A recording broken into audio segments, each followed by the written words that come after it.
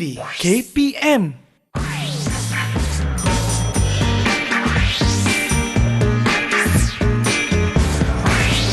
Didik TV KPM.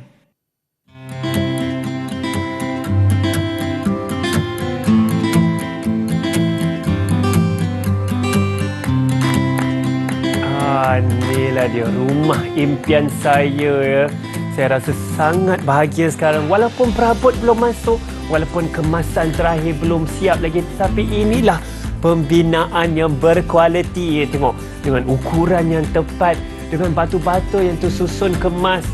Saya sangat bahagia sekarang sebab inilah rumah impian saya. Dan agaknya apakah yang kita akan belajar hari ini yang kena-mengena dengan rumah impian saya? Nak tahu kan? Jom sama-sama kita saksikan profil guru.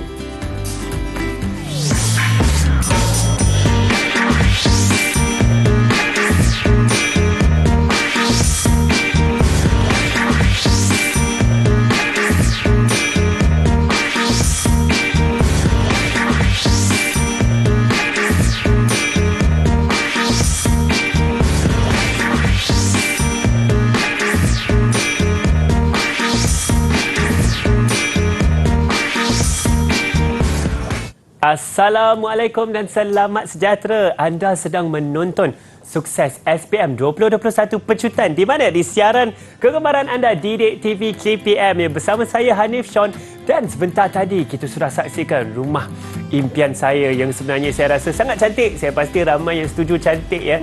Dan kita juga sudah saksikan biodata guru kita hari ini. Nak tahu tak apa sebenarnya yang kita akan belajar sama-sama? Tentunya pembinaan domestik kertas 1, dan bersama saya ialah guru kita iaitu Cikgu Nur Akmal binti Hassan, guru kanan mata pelajaran teknik dan vokasional dari SMK Bahau Negeri Sembilan. Assalamualaikum Cikgu. Waalaikumsalam. Cikgu apa khabar? Alhamdulillah sihat. Ya Cikgu, dengan 12 tahun Cikgu pengalaman mengajar ni, saya pasti banyak benda yang Cikgu nak kongsi dengan kawan-kawan saya di rumah. Betul-betul Syal. Banyak sangat yang Cikgu nak kongsi dengan murid di rumah untuk SPM kali ini. Betul Cikgu. Untuk segmen 1 ni apa yang Cikgu akan berikan fokus? Segmen 1 Cikgu akan fokuskan mengenai format dan juga bentuk-bentuk soalan dan juga pembagian markah untuk kertas 1 SPM. Baik, saya rasa itu sangat penting. Murid-murid di rumah pun mesti dah tak sabar-sabar nak tengok. Cikgu, boleh kita mulakan pembelajaran kita hari ini? Boleh. Silakan Cikgu. Okey. Terima kasih Sean. So, pada hari ini cikgu akan menerangkan mengenai format soalan untuk pembinaan domestik tahun 2021. Makanya untuk kita punya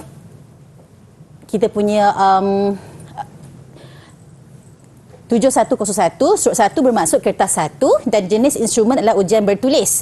Dan bilangan soalan kita ada, untuk bahagian A kita ada 15 soalan.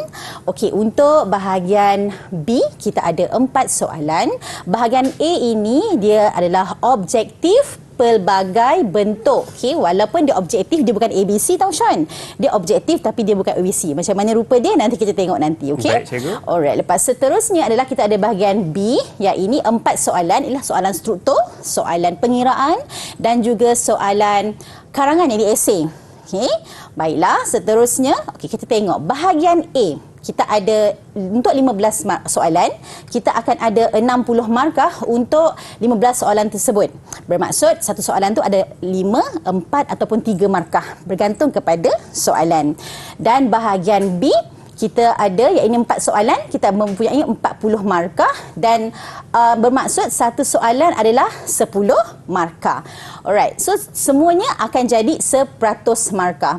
Tapi Sean tahu tak, sebenarnya walaupun dia 100 markah, kertas 1 ini dia hanya membawa 40 markah daripada SPM.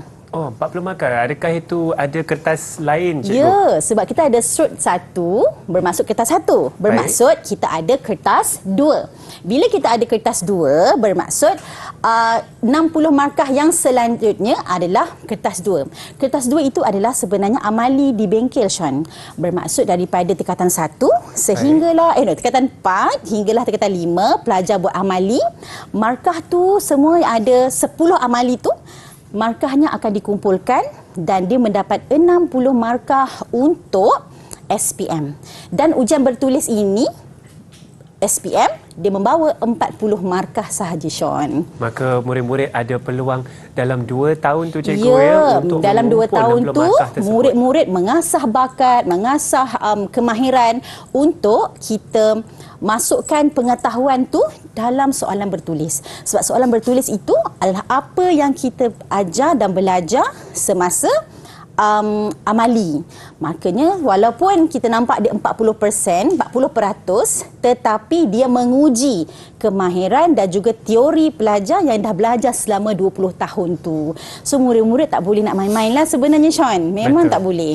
Betul cikgu, saya pasti sebab dengan segala amali tu cikgu saya pasti akan juga membantu murid-murid di rumah untuk menjawab soalan untuk kertas satu ni yang membawa beratnya 40%, 40%. daripada markah sepenuhnya untuk kertas pembinaan. Walaupun pembinaan domestik Mata kertas pelajaran satu. pembinaan domestik. Walaupun nampak sikit, tetapi percayalah kalau kita tak buat amali dengan betul, pelajar tak akan dapat kemahiran dan juga pengetahuan untuk masuk ke dalam peperiksaan jawab soalan ke ujian bertulis, Sean. Baik cikgu, saya rasa itu adalah saya rasa bayangan yang terbaiklah untuk format struktur kertas satu ni, dan sebentar lagi guru kita akan banyak lagi berkongsi mengenai pembinaan domestik kertas satu. Pastikan anda jangan ke mana-mana, terus bersama kami di Sukses SPM 2021 Pecutan Didik TV KPM. Didik TV KPM. Didik TV KPM.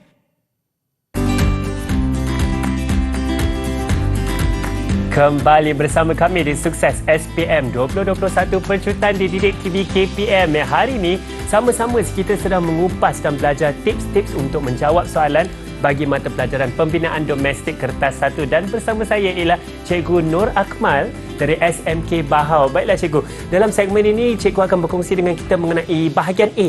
Betul. Untuk kertas satu. Betul, Hanif. Kita akan cikgu akan berkongsi mengenai bahagian A dan bentuk-bentuk soalan yang mungkin muncul dalam SPM untuk bahagian A yang kita panggil objektif pelbagai bentuk. Okey. Contoh soalan bahagian A untuk modul 1. Ini adalah jadual menunjukkan bahagian simbol alat perlindungan diri. Dia punya keyword kat sini adalah simbol alat perlindungan diri ketika berada di tapak pembinaan. Okay. Simbol yang biasa kita tengok. Okay. Dia bagi simbol dan dia minta nyatakan apakah simbol tersebut. Yang pertama, pelindung pendengaran. Yang kedua adalah paling famous sekarang, pelitup muka. Nombor 3 adalah jaket keselamatan, dan yang keempat adalah goggle. Okey, simbol alat perlindungan diri ketika berada di tapak pembinaan. Okey, nak cikgu tekankan di sini bahawa simbol ini ada nama dia sendiri dan nama dia mestilah betul. Okey. Alright, seterusnya. Contoh untuk modul yang kedua. Rajah menunjukkan sebahagian alatan tangan yang digunakan dalam kerja pembinaan. Agak-agaknya, apakah dia punya keyword? Keywordnya adalah alatan tangan. Sebab kita ada satu lagi yang namanya mesin mudah alih. Ini alatan tangan. Makanya, murid harus tahu apakah nama dan kategori dan fungsinya. Tapi kita tengok, apakah soalan dia? Soalan dia adalah pilih dan tuliskan A, B, C dan D bagi alatan tersebut mengikut kategori kerja. Kat sini kategori kerja dah diberi, iaitu kategori melepa dan memasang jubin. Bermaksud murid kena tahu alatan yang telah disenaraikan ni yang mana yang untuk melepa, yang manakah untuk menjubin. Okey, selain daripada murid kena tahu nama, dia kena juga tahu fungsi dan juga kategori kerja. Melepa kita tahu yang B tadi. Apakah B? B adalah ni melepa, dan juga melepa adalah ni melepa B dan D. Ya, betul. Dan dan memasang jubin adalah yang A dan juga C.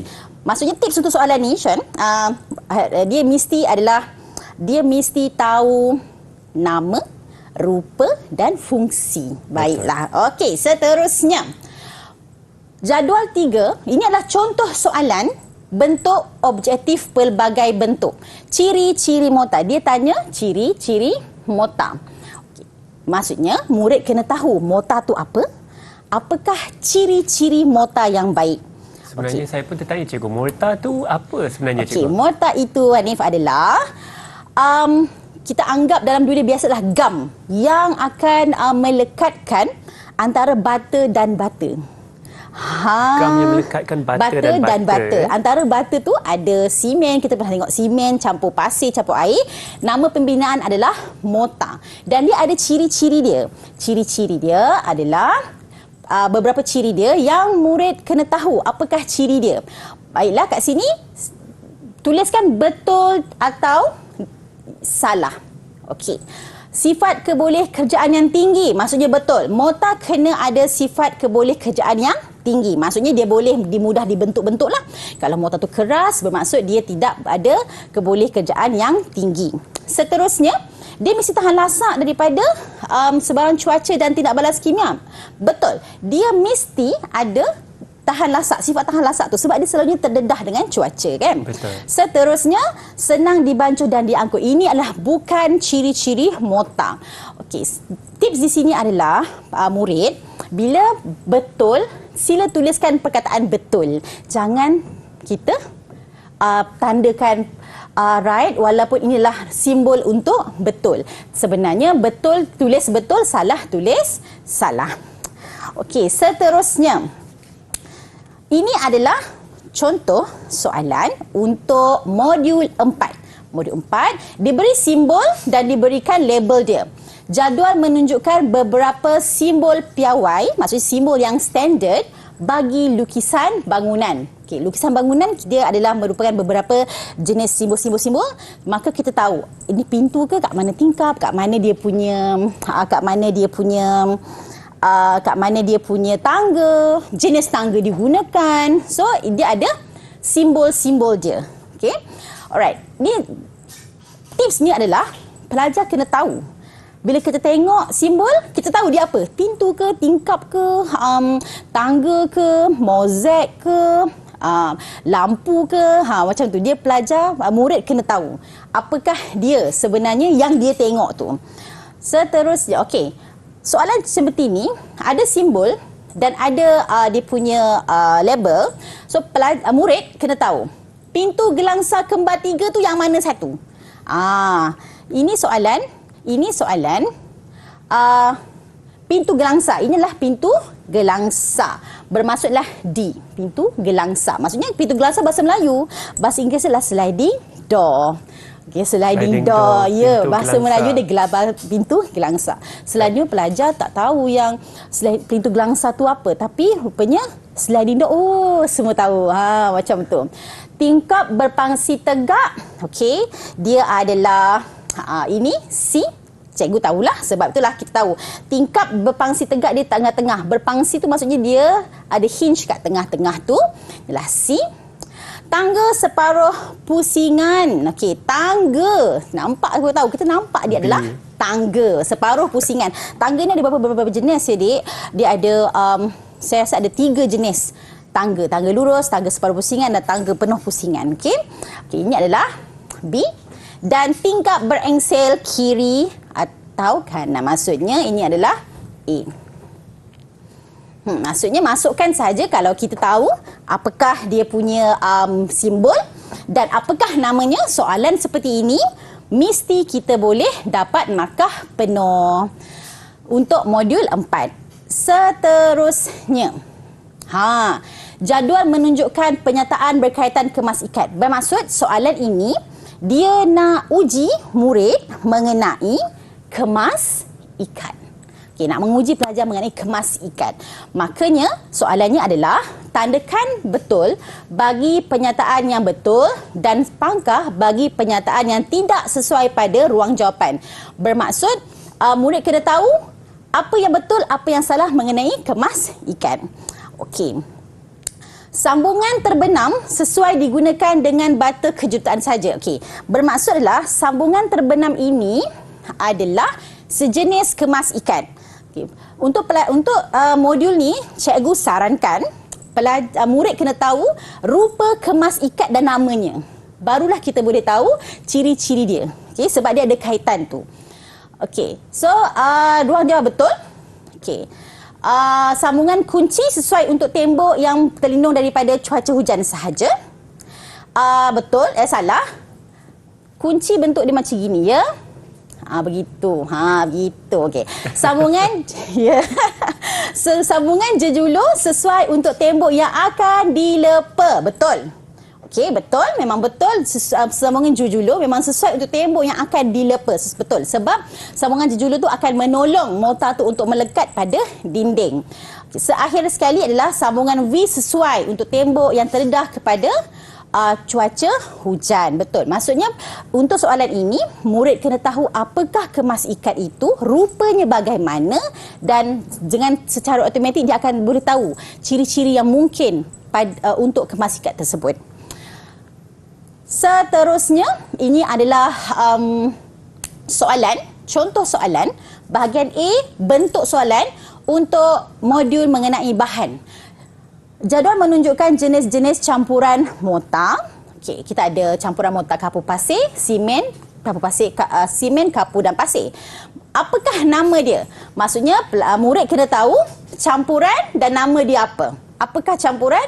Okey, contohnya mortar kompor. Kita tahu simen, kapur dan pasir. Seterusnya mortar kapur dan pasir, senang. Itu senang, cikgu. Ya, senang.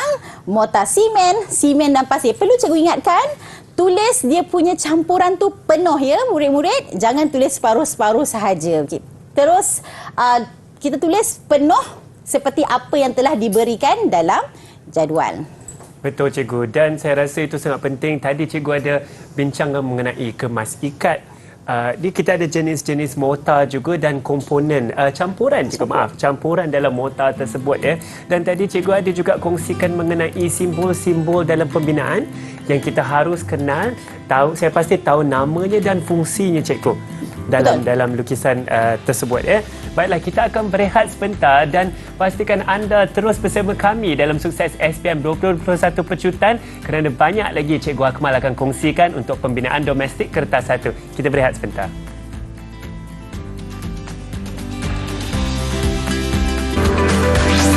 Didik TV KPM. Didik TV KPM.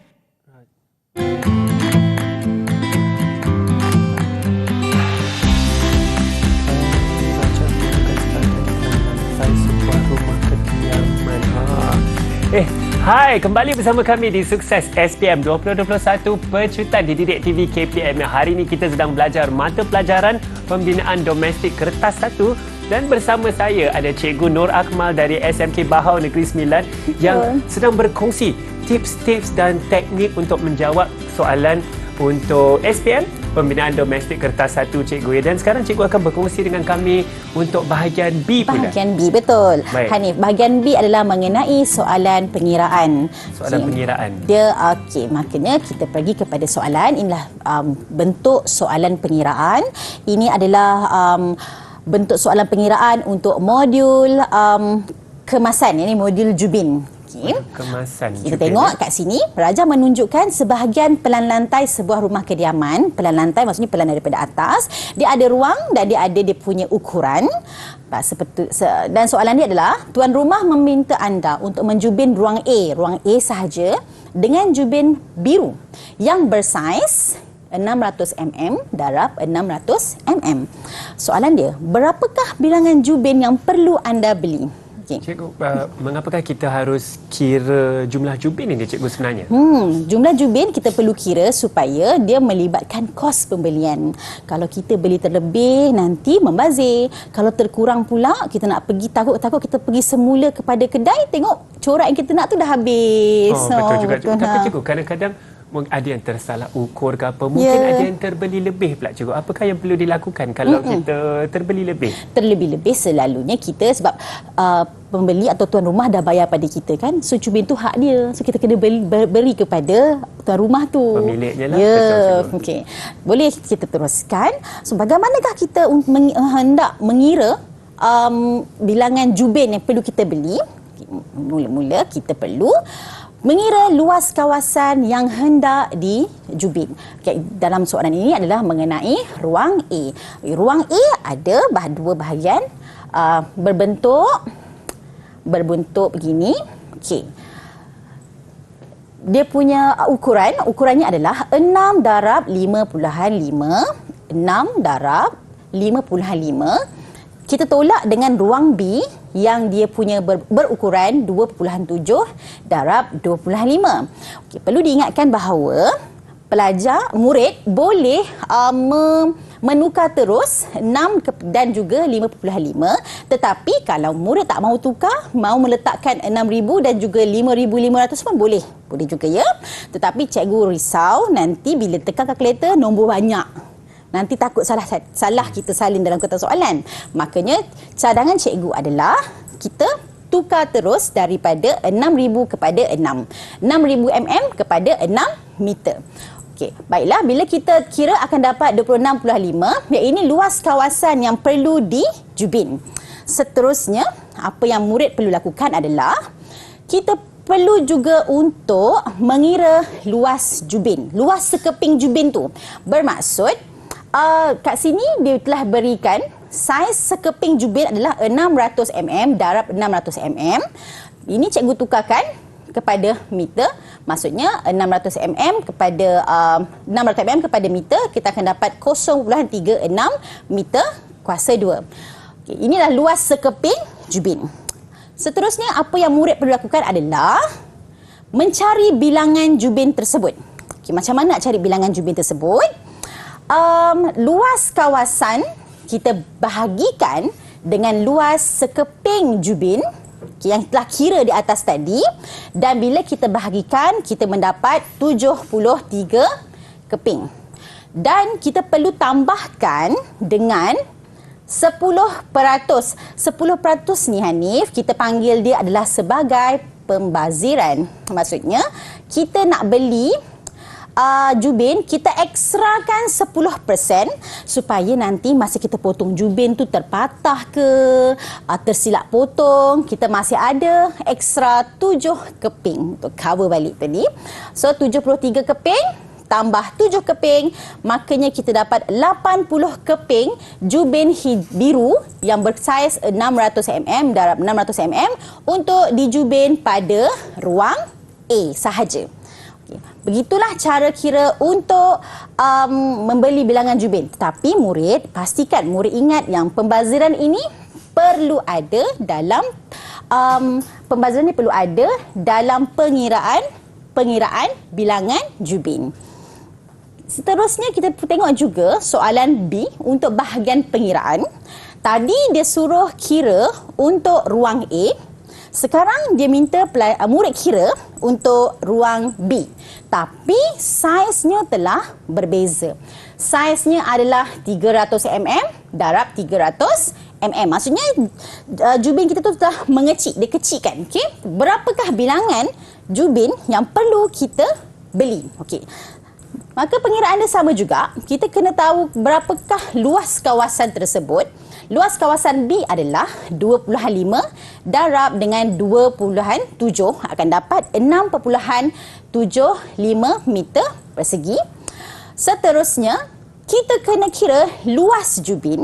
Luas jubin itu adalah dalam soalan adalah 300 mm darab 300 mm untuk sekeping jubin, dan kita akan dapat 0.09 meter kuasa 2.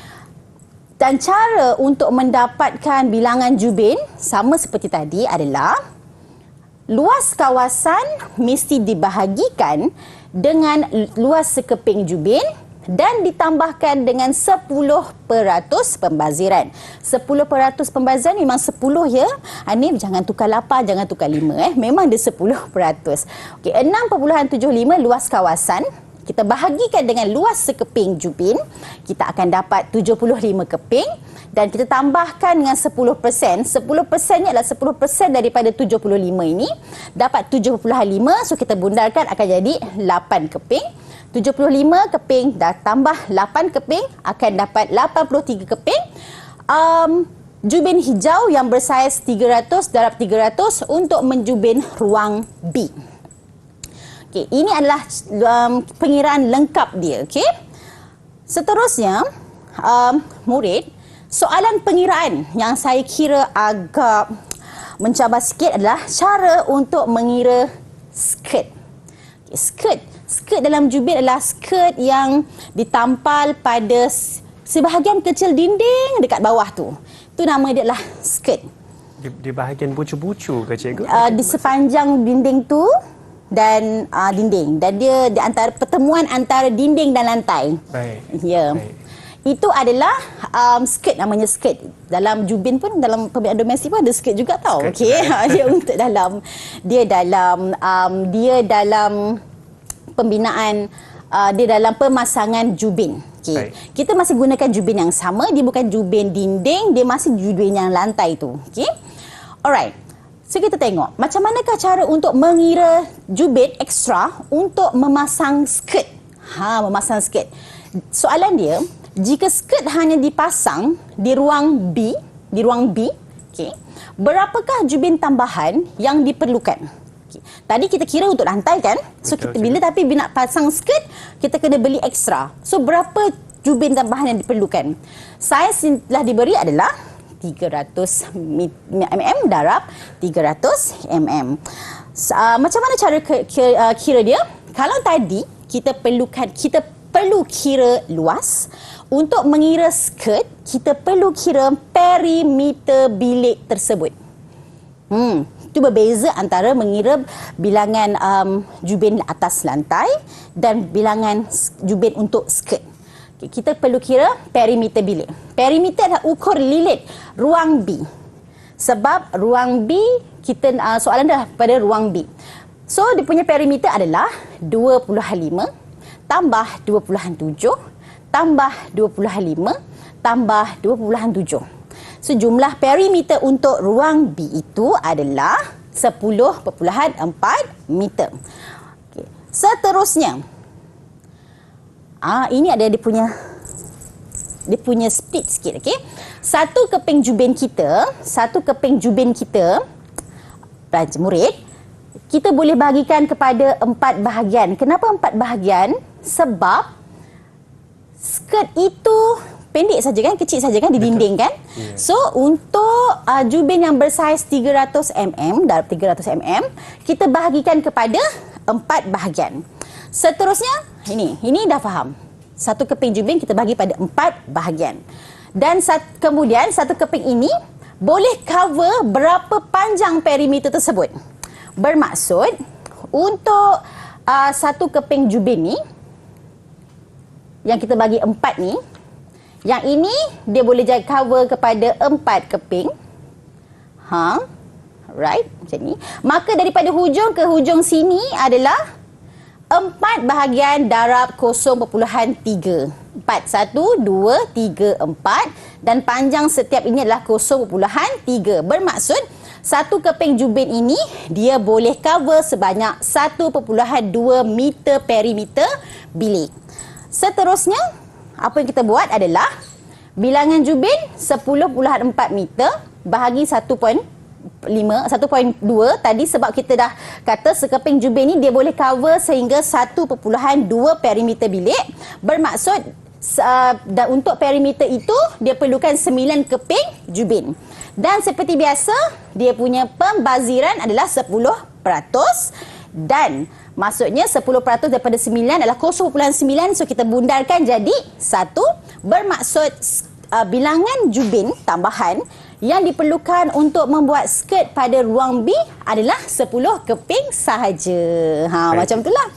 Betul. Okey, skirt ini tujuannya adalah untuk mencantikkan bilik. Ya, begitu. Dia pertemuan antara dinding dan lantai dan dia ada sikit tu. So tebalnya adalah 1/4 daripada jubin yang bersaiz 300 dan 300 mm tadi. Okey, murid, seperti yang cikgu sarankan, pertama kita terus tukarkan kepada meter.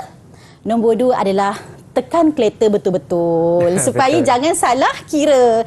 Sebab kalau salah kira dari atas, bawah semua akan salah kira. Penting ni sebab soalan macam ini dia direct. Okay? Dia direct, pelajar boleh jawab dengan betul. Kalau ingat langkah dan juga penukaran yang betul, murid akan dapat jawapan dengan betul lah yang ini. Betul, cikgu, saya setuju. Saya rasa jika murid menukar daripada milimeter ke meter itu, maka lebih kurang digit nombor yang akan diperhatikan. Mungkin tak adalah terkurang 1 atau 2 kosong dalam nombornya akhirnya. Betul, Hanif. Dan cikgu katakan, saya pasti pembaziran yang 10% itu juga sangat penting. Jika tiada pembaziran tersebut, maka jawapan terakhirnya pun salah dan kita beli sekadar cukup-cukup. Betul. Kita takut nanti masa kita pasang, tiba-tiba tak cukup. Pergi kat kedai tengok, alamak, kita punya color dah habis. Itu yang kita tak nak lah dalam pembinaan lah sepatutnya. Dan apa lagi yang cikgu sarankan adalah murid ingat langkah kerja pertama, cari apa yang perlu dicari. Kedua, apa yang perlu dilakukan. Dan ketiga, jawapan akhir bolehlah cek 2-3 kali. Ingat ya, untuk skirting kita kira perimeter bilik. Untuk luas lantai kita cari luas bilik, bukan perimeter. Perimeter is skirt dan luas adalah untuk bilangan laju bin atas lantai. Betul tu cikgu. Ya, itu semua adalah kata kunci yang sangat penting untuk kita semua ingat. Kita akan berehat sebentar dan sebentar nanti kita akan kembali untuk sukses SPM 2021 pecutan di Didik TV KPM. Kita akan belajar lagi mengenai pembinaan domestik. Berehat sebentar.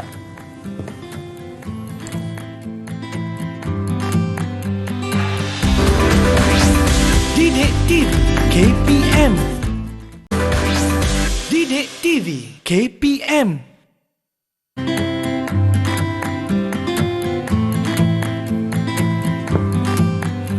Kembali bersama kami di Didik TV KPM hari ini untuk sukses SPM 2021 pecutan. Sama-sama kita sedang mengupas tips dan teknik untuk menjawab mata pelajaran pembinaan domestik kertas 1. Yang bersama saya ialah Cikgu Nur Akmal yang mempunyai 12 tahun pengalaman dah sudah mengajar mata pelajaran ini. Cikgu, sekarang sebenarnya saya dah semakin berminat dengan pembinaan domestik ni, dan sekarang cikgu akan mengajar pula bahagian B, soalan langkah kerja, cikgu. Ya, betul. Bahagian B, soalan langkah kerja. Nak jawab tu panjang. Dia ada teknik dan juga langkah dia untuk macam mana untuk menjawab soalan bahagian B, soalan langkah kerja yang membawa 10 markah untuk setiap soalan. 10 markah untuk setiap soalan, cikgu. Dia ada 4 soalan bahagian B. Baik. Okey, bagilah kita tengok.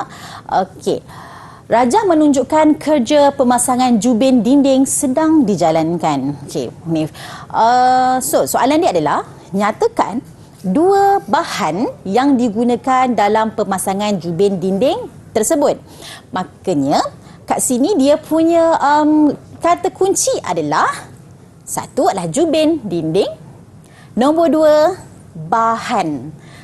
Kenapa cikgu cakap bahan? Sebab bahan dan alatan 2 perkara berbeza. Betul. Nyatakan 2 bahan, bukan 2 alatan. Alatan tu adalah alat tangan kita guna. Kalau masak kita guna sudu, guna sudip. Tapi kalau bahan masak, beras, telur, ada perbezaan kat situ. Okay? Maka dia punya kata kunci adalah bahan dan juga jubin dinding.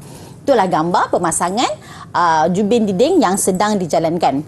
Maka nyatakan 2 bahan yang digunakan dalam pemasangan jubin dinding tersebut.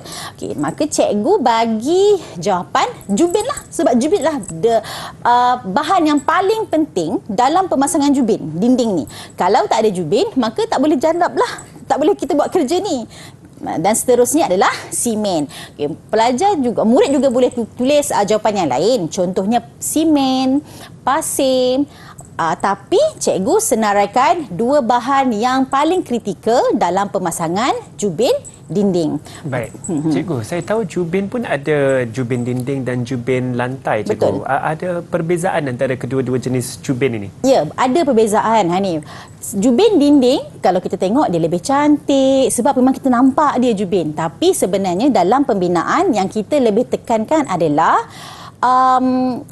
penggunaan dia. Maksudnya jubin lantai selalunya dia lebih bersifat tahan lasak. Sebab kita letak beban-beban yang tinggi di atas lantai tersebut. Kita ada jubin heavy duty untuk letak di porch kereta kan, macam tu. Kalau dinding selalunya kita tak pakai jubin yang heavy duty untuk dinding sebab heavy duty ni lebih mahal sikit, Hanif, berbanding dengan jubin biasa. Jubin biasa. Seterusnya kita tengok soalan esei ataupun soalan karangan dalam pembinaan domestik kertas 1. Terangkan langkah kerja. Macam ini yang cikgu cakap. Kalau kita dah biasa buat amali di bengkel, bermaksud soalan langkah kerja ni kita boleh buat dengan senang sebab kita ingat balik apa yang kita buat di bengkel. Kita ada amali memasang jubin ya, Hanif. 2. Memasang jubin lantai pun ada, memasang jubin dinding pun ada. So maknanya kalau murid boleh buat dengan baik, dia boleh buat soalan esei ni dengan senang. Kat sini kalau 8 atau 9 markah, murid mesti boleh dapat jawab kalau dia ingat dan buat amali dengan baik. So kita teruskan. Apakah langkah kerja bagi memasang jubin dinding? Ingat dinding. Pertama, sediakan bahan dan alatan. Okey. Murid juga boleh sediakan bahan seperti apa-apa-apa dan juga alatan seperti apa-apa-apa. Tapi yang cikgu sediakan di sini adalah kata kunci. Pertama adalah sediakan bahan dan alatan. Kedua, rendamkan jubin. Jubin apa? Jubin dinding yang kita nak gunakan tadi. Kita perlu rendamkan. Kenapa kita perlu rendamkan jubin, cikgu? Kenapa kita perlukan perlu rendamkan jubin? Sebab jubin ini dia bersifat, selalunya kita takut bila kita tampal jubin di dinding, perkara yang kita paling tak nak adalah jubin tu jatuh balik. Betul? Betul. Dia jatuh balik tu selalunya disebabkan oleh jubin tu dia menyerap air daripada mortar itu dengan terlampau cepat. So dia terlampau cepat mengering. Dan dia bila terlampau cepat mengering, dia akan menyebabkan rekahan kecil kepada mortar yang kita nampak. Dan jubin itu sendiri ada berat dia, betul? So bila dia terlampau cepat mengering, dia berat dan dia akan jatuh. So kita nak menolong supaya jubin itu tidak mengambil air daripada mortar dengan terlampau cepat, maka kita rendamkan jubin tu dulu. Macam tu. Faktor keselamatan jugalah, cikgu. Faktor supaya jubin tak jatuh atas faktor keselamatan, faktor pembaziran, betul. Kita tak nak membazirkan jubin tu. Jubin ni selalunya mahal. Betul. Okey. Dan satu membazirkan masa, membazir masa. Bila kita dah tampal tu, dia jatuh membazir masa sebenarnya. Betul. Dan masa tu kos juga. Ya, betul. Okey.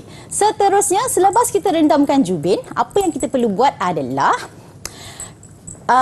bersihkan permukaan dinding yang hendak dipasang jubin. Ini sangat penting sebab kalau kita tak bersihkan permukaan dinding yang kita hendak jubin tu, nanti akan ada gangguan-gangguan yang menyebabkan jubin kita satu tidak rata dan dia tidak boleh melekat dengan baik di dinding. So membersihkan permukaan dinding yang hendak dipasang jubin sangat penting. Membersihkan dan meratakan pun boleh permukaan dinding yang hendak dipasang jubin. Ini adalah sangat penting. Seterusnya, kita rancang tanda kerja di dinding. Rancang tanda kerja tu maksudnya apa? Kita kena buat sedikit tanda di mana kita hendak mula dan di mana projek itu akan berakhir. Bermaksud kita tak boleh nak tampal sesuka hati di mana. Rancang kerja, alatan kita ada.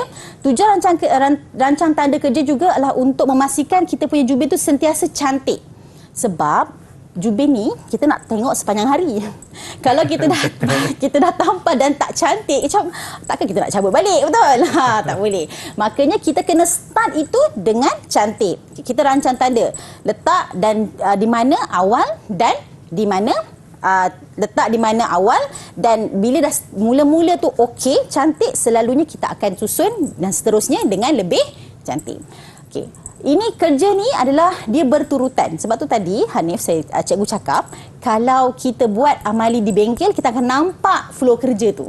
Seterusnya, selepas rancang tanda kerja, apa yang murid perlu buat adalah membancuh mortar. Untuk kerja-kerja di bengkel, kita gunakan mortar kapur. Maksudnya latihan. Maksudnya kita pelajar boleh buka balik lah. Kalau sengit kita boleh betul-betulkan, kan? Tapi kalau di tempat kerja yang betul, kita mesti membancuh mortar simen ataupun mortar kompok. Mortar simen lah selalunya kita selalu guna mortar. Tetapi cukup untuk murid memberitahu membancuh mortar. Boleh juga kalau murid nak tulis membancuh mortar apa dengan nisbah yang apa. Boleh. Tetapi cukuplah dengan kata kuncinya lah membancuh mortar. Okey, tengok. Flow. Sediakan alat tambahan. Rendam dulu. Bersihkan permukaan dinding, rancang tanda, bancuh. Boleh tak kalau kita kita tertukar-tukar. Boleh tak kalau kita tertukar-tukar? Tak boleh itu juga. Saya risau jika tertukar antara rancang tanda kerja dengan bancuh mota. Nanti kalau bancuh mota dulu kita rancang kerja, mota boleh kering. Betul. Betul tu. Memang sangat betul. Sebab mota ini dia boleh mengering. Kalau kita tiba-tiba awal-awal dah bancuh mota, nanti berlaku pembaziran. Sebab mota ini boleh kering. Itu satu contoh lah. Satu contoh ini membazir masa, membazir bahan dan sebagainya. Sebab itu, cikgu cadangkan, langkah kerja hendaklah mengikut urutan kerja yang betul yang selalu kita buat di bengkel. Okey, seterusnya lepas bancuh mota kita buat apa? Lepas bancuh mota kita buat meletakkan mota di dinding dan di belakang jubin. Selalunya di dinding ni memang susahlah macam mana kita nak lekatkan mota di dinding, betul? Tapi selalunya kita letakkan mota di belakang jubin. Dia punya kata kunci adalah meletakkan mota. Okey, di belakang jubin. Meletakkan mota di belakang jubin. Okey, boleh juga murid menyatakan meletakkan mota simen di belakang jubin dan meratakannya, boleh. Tetapi dia punya key-nya adalah meletakkan mota di belakang jubin dan meratakan. Okey, tapi kita fahamlah bila letak dia akan ratakan. Kenapa kita kena ratakan? Sebab kalau tak rata nanti dia akan berbunyi kosong. Bila bunyi kosong tu ada kemungkinan untuk dia jatuh semula ke bawah. So, selalunya mota ni kita ratakan betul-betul di belakang jubin dan sebelum meletakkannya di tempat yang telah kita rancang tanda pada dinding. Okey, seterusnya meletakkan jubin di dinding. Nampak kerja meletakkan jubin di dinding macam senang ya, letak aje. Tapi percayalah dia sangat susah untuk kita dapatkan satu jubin yang betul-betul cantik dan dia boleh stay dekat situ. Macam mana? Dia bergantung kepada mota yang kita guna. Dia memerlukan kemahiran yang sangat tinggi. Okay, melekatkan jubin di dinding. Tapi kalau dalam bengkel cikgu, melekat dan menjatuhkan. Pelajar letak jatuh. Tapi tapi tak apa, kita belajar kan. Betul, tapi melekatkan jubin di dinding, ada satu proses yang amat panjang dan pelajar mesti belajarlah. Okey. Seterusnya, menetapkan kedudukan jubin dia ini. Apakah maksud menetapkan kedudukan jubin? Maksudnya, bila kita dah letak jubin dekat situ, kita pastikan jubin itu rata dari segi sisi dan juga di bawah. Maksudnya kita menetapkan kedudukan jubin dan kita memastikan setiap jubin yang kita pasang itu dia dari segi pugak dan arasnya betul. Dia ada alatan tu. Dia tak ada sengit-sengit, ya, tak ada betul. tertimbul sikit cikgu. Tak boleh. Dia mesti sama di antara satu sama lain. Tu menetapkan kedudukan jubin. Kalau sengit sikit kita betulkan. Kalau terkeluar kita ketukkan sikit. Ketuk dengan sikit je dengan menggunakan belakang sudip ataupun dengan menggunakan gandin getah. Okey, murid, apa yang cikgu ingin cadangkan adalah untuk sebarang soalan langkah kerja, bukan jubin sahaja, sebarang langkah kerja, saya sarankan murid untuk menulis langkah kerja ini mengikut urutan kerja yang betul. Pertama kena buat apa, kedua tengah buat apa, sampailah berapa. Okey, tengok kat sini, kenapa cikgu bagi 8 sahaja? Sebab soalan A tadi dah 2 soalan, jumlahnya adalah 10, bermaksud bila soalan ini perlukan 8 lagi langkah untuk mencukupkan 10 markah bahagian untuk satu soalan dalam bahagian B. Sebab itulah cikgu buat 8. Tapi dalam 1 hingga 8, pastikan jawapan kita mestilah lengkap dan teratur. Lengkap daripada awal sampai akhir, walaupun 8 langkah, tapi langkah itu lengkap. Siap. Kerja kita siap. Untuk satu jubin itu siap. Dan dia punya langkah itu tidak apa yang Hanif kita panggil, dia tidak harus bertabur daripada betul, awal cikgu. sampai akhir. Dia kena first buat apa, second buat apa, dan paling penting last dia mesti siap dan untuk 8 langkah tersebut. Betul, cikgu. Cikgu, sebagai contoh yang untuk jawapan nombor 6 tu, meletakkan mota di dinding dan di belakang jubin. mungkin ada murid yang menjawab meletakkan mortar di belakang jubin sahaja. Adakah itu jawapan yang boleh diterima, Betul. cikgu? Sebab dia punya kata kunci adalah meletakkan mortar. Ya, meletakkan mortar. Oh, cikgu cuba ingatkan juga bahawa untuk soalan langkah kerja, jawapan hendaklah bermula dengan kata kerja. Sediakan, rendamkan, bersihkan, rancang tanda lah sejenis kerja ya. Rancang tanda, bancuh mortar, meletakkan, melekat, menetap. Perkataan pertama itu hendaklah perkataan kata kerja. Setuju, cikgu. Dan juga kita sudah juga habis di bahagian B untuk kertas satu pembinaan domestik ni. Cikgu boleh berikan rumusan apa yang telah sama-sama kita belajar untuk mata pelajaran pembinaan domestik hari ini? Untuk hari ini, apa yang perumusannya adalah patut pelajar murid hendaklah tahu isi kandungan apa yang dia belajar. Sebab soalan adalah mengenai isi kandungan tersebut. Yang kedua, murid kena tahu apakah kemahiran-kemahiran yang telah dibelajar di bengkel untuk kita aplikasikan dalam jawapan dalam soalan ini. Walaupun hanya membawa 40 markah, tetapi percayalah 40 markah itu sangat-sangat membantu murid dalam mencapai grade yang baik untuk mata pelajaran kita. Hanif. Betul tu, cikgu. Dan saya percaya daripada yang cikgu sarankan tadi dengan kerja amali dalam bengkel itu, cikgu, bukannya kerja sebarangan, tetapi haruslah kita perhatikan turutan yang betul, kenal pasti alatan dan bahan yang betul supaya insya-Allah lebih mudah untuk kita menjawab bahagian A juga nanti dan juga kita ada hasil kerja yang lebih baik. Betul. Saya pasti, cikgu. Betul, Cikgu ada lagi pesanan terakhir untuk murid-murid kita sebelum kita akhir rancangan? Ya, untuk SPM kali ini